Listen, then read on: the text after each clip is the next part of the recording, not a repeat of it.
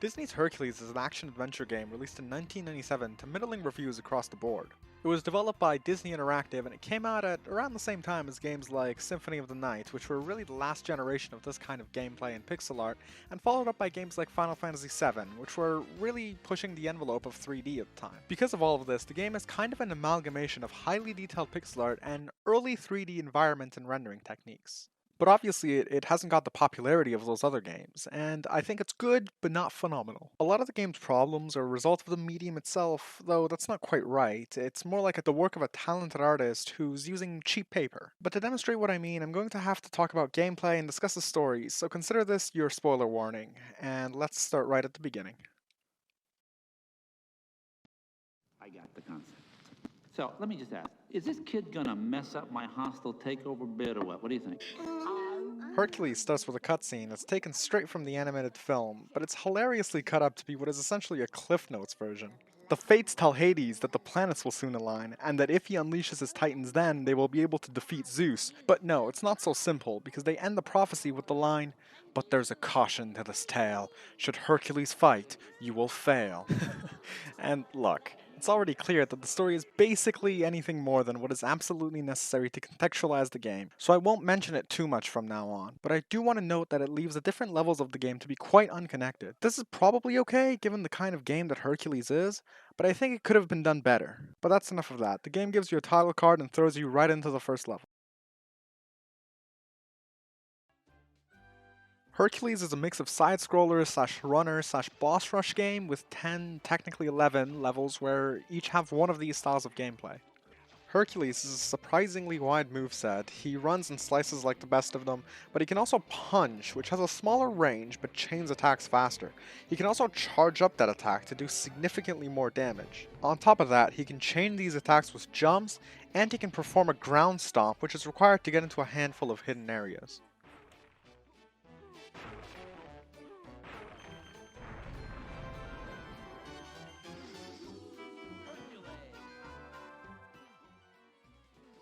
There's 4 types of power-ups throughout the levels, which are called gifts from the gods. The lightning sword shoots a beam of lightning that you control, destroying anything that comes in contact with it. The fire sword shoots fireballs that home into enemies on the screen. The sonic sword sends out a wave that damages enemies and is completely useless. And the helmet gives you invincibility for some time.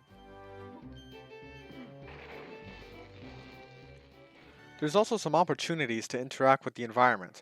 You can pick up rocks and stones to build paths or fight possibly the worst enemy in the history of gaming. You can also grab onto these posts and jump upwards. This one is a cool mechanic, but its implementation is awkward. To switch directions, you have to watch the animation all over again, and actually managing to grab onto them was inconsistent. In practice, there were too many of them, and it became frustrating to climb up them, especially if you fall.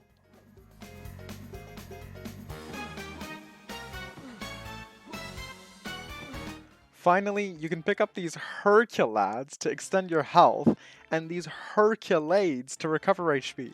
These are phenomenal names, and if you disagree, frankly, you need to change your opinion. Also, this game is permadeath. If you run out of lives, you have to restart the whole game. At least you would, if not for the letters and the vases. In each level, there are 9 letters that spell out Hercules. Collecting all of them in a level allows you to respawn at the next level instead of restarting.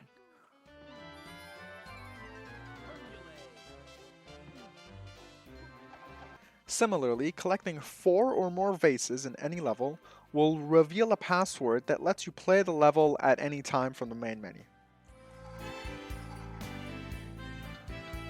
Next stop, the Isle of Hydra.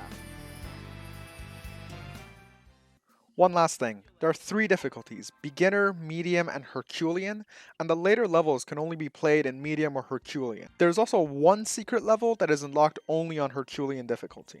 In practice, these just seem to affect the amount of damage you take.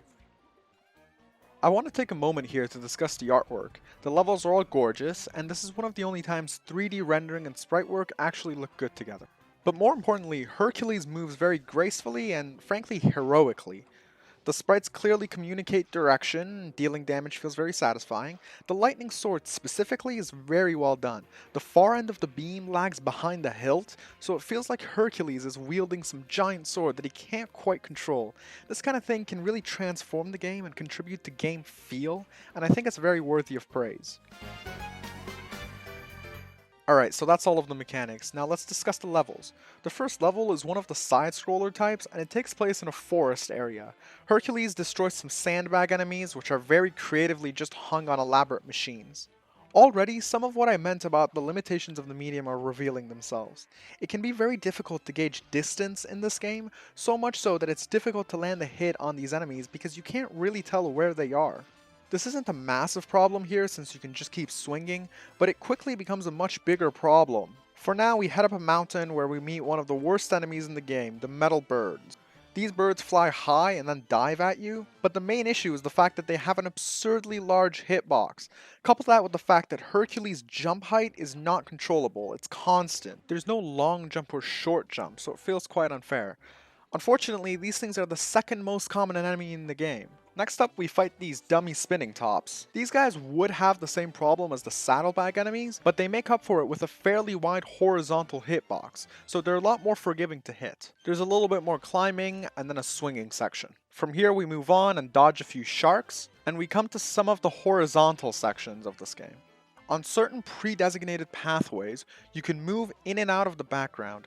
This feature is great, it creates very interesting levels. In fact, this is combined in a later level with verticality to create almost a Metroidvania feel to part of the game. I also think it was very well used in the Centurion Forest. The density of trees and vegetation in the foreground means that animals will attack you from behind bushes and birds from the treetops. This could be seen as a bad thing, since it can be seen as unfair to have to defend from ambushes like this. But in general, the window to respond is wide enough to be fair, and it allows for the emulation of a thick forest.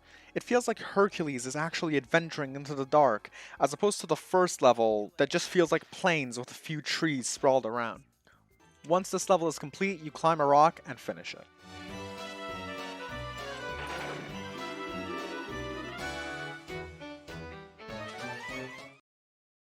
The next level is the first runner type, and it's pretty simple. You run and try to avoid obstacles while collecting pickups. But there's a bit more to it than that.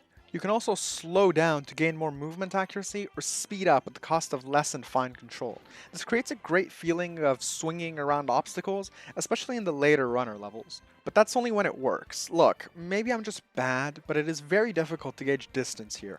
Obviously I can tell what is in the distance and what is close by, but the problem is that I can't tell if Hercules is in line with each obstacle or if he can pass safely. These runner levels are the worst example of distance being a problem in this game.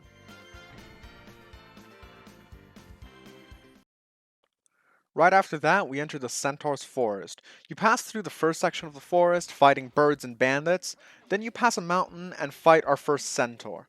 These guys have ridiculous range and can basically stun lock you, so you better kill them fast. I died here more than I care to admit. You climb another mountain, and then you fight your first Gorgon, which is only notable because they die in one hit here, and then minutes later they suddenly have double the health. I got here and almost died the first time I went through, since I thought that he was gonna die in one hit. In the next section, there's some Centaurs in the background. They throw rocks at you here as you try to pass. They're supposed to attack you during the next forest section as well, but that only ever happened to me once.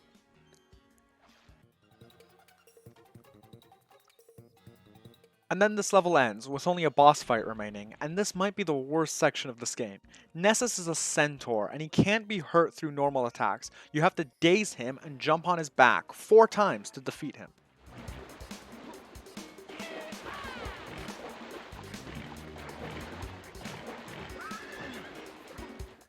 Now, the first time I played this game, I was 7 years old, and I repeatedly banged my head against this boss fight.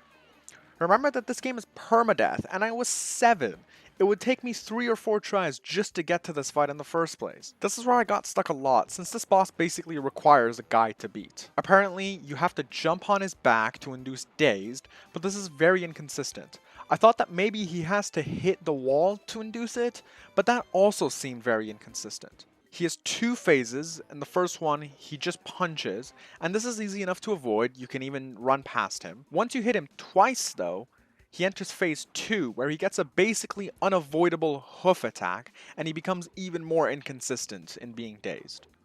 This boss sucks. The problem is that he doesn't even work. Getting dazed seems arbitrary. If you get unlucky with a long attack phase, you just repeatedly get hit by hoof attack and essentially have to accept that you must give up a life, which is a huge punishment this early in the game. Remember, permadeath.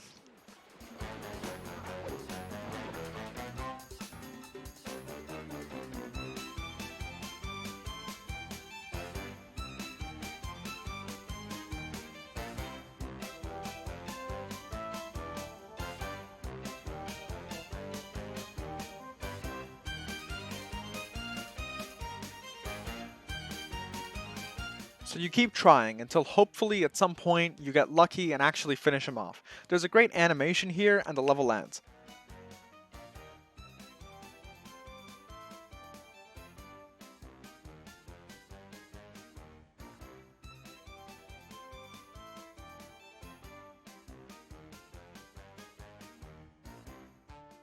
Hercules is entranced by the woman Nessus has imprisoned.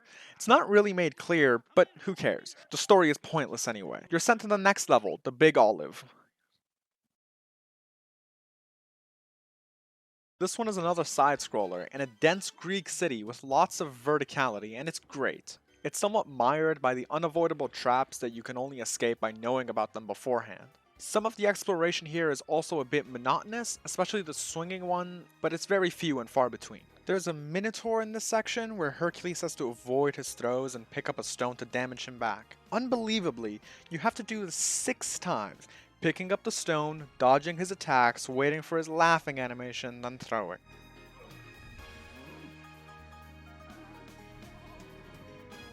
And as a final screw you, when he dies he rolls down the stairs and damages you if you don't move. You fight some skeletons and then enter a mini-boss of sorts, where you fight off a bunch of crows that are kidnapping citizens. Then through another section of the city. You cross a street of speeding wagons and finally enter another city section. And then this level is done.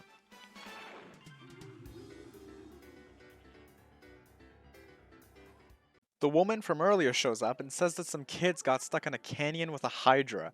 Hercules throws her onto Pegasus despite her protests of having a fear of heights.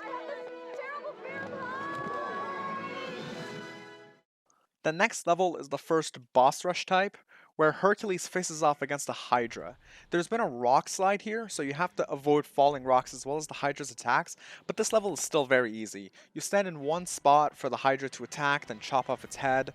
Of course, for each one that you cut, more grow to fill its place. Once you cut off enough of these, a giant rock falls down and crushes the creature, which is absolutely hilarious. And this boss is defeated. There's a scene here where Hercules celebrates his victory and Hades gets angry, then you're thrust right into the Medusa boss fight with zero story. Medusa has a few attacks. She can shoot projectiles that wrap around the map and come at you from both sides. These do a lot of damage, but are easy enough to jump over, although they become formidable when you're also dealing with other threats. She also summons skeletons, and can slam the ground to cause rubble to fall down on you. This attack is atrocious, since some of these rocks are technically in the background and won't hurt you, but it's basically impossible to tell which, so the best thing you can do is just try to avoid all of them. Fortunately, they don't do a ton of damage. Medusa also has a laser attack from her eyes, which I guess is meant to be her stony gaze, and this is key to defeating her. If you stand behind these pillars, she will destroy them with this attack, which knocks down a mirror. Stand there again, and her laser will be reflected back at her. You do this with all 8 mirrors, and she is defeated.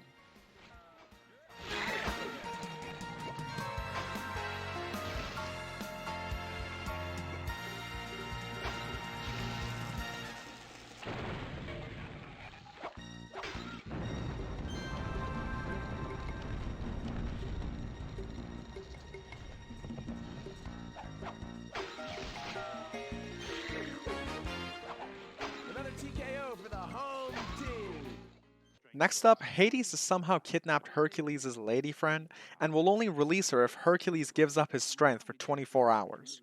Hercules agrees, with the stipulation that if she gets hurt, the deal is off, so they make a deal and Hades unleashes his titans on the world.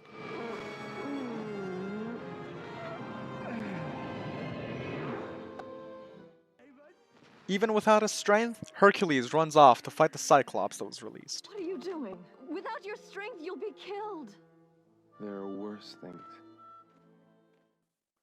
This is another runner level, and I think it's a very cool one. You can see the Cyclops in the distance, terrorizing the city, and there are people running away. These are actual obstacles too, you'll be damaged if you hit them, and I think that this is a great link between the gameplay and story. The Cyclops throws rubble at you and stomps before buildings collapse and become obstacles.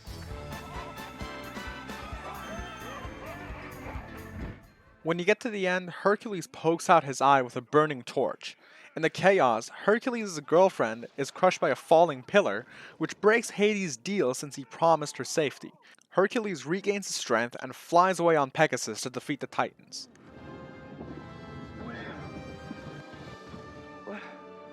What's happening? Hades' deal is broken.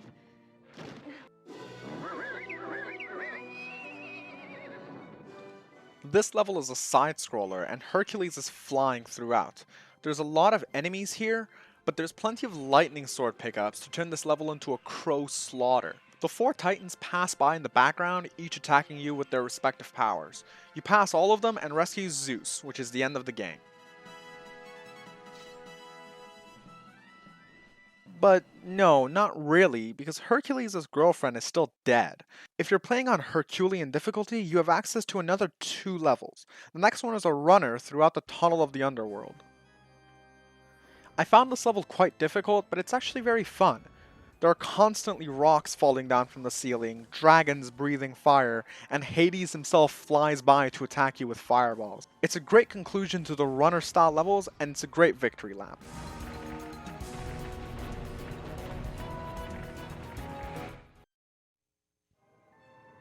You like making deals.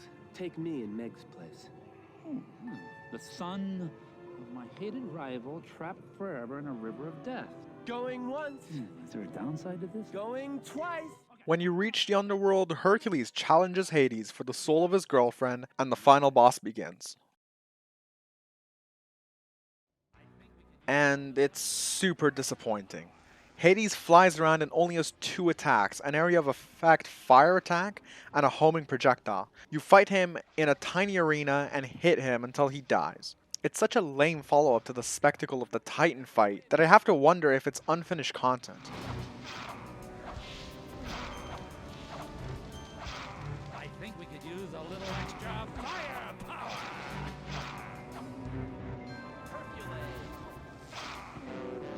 Either way, you defeat him and Hercules takes his girlfriend's soul back, he revives her, and they live happily ever after. The end.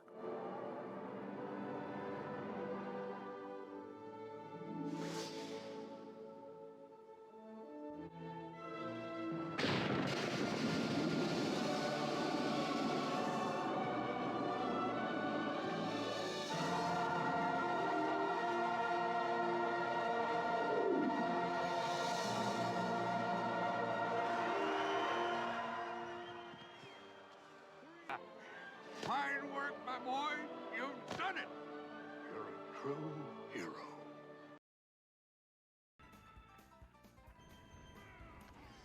I like this game a lot. It feels good to play, the visual humor brings a very nice charm to the game. But like I said earlier, I've played this game before, and I have some nostalgia for it.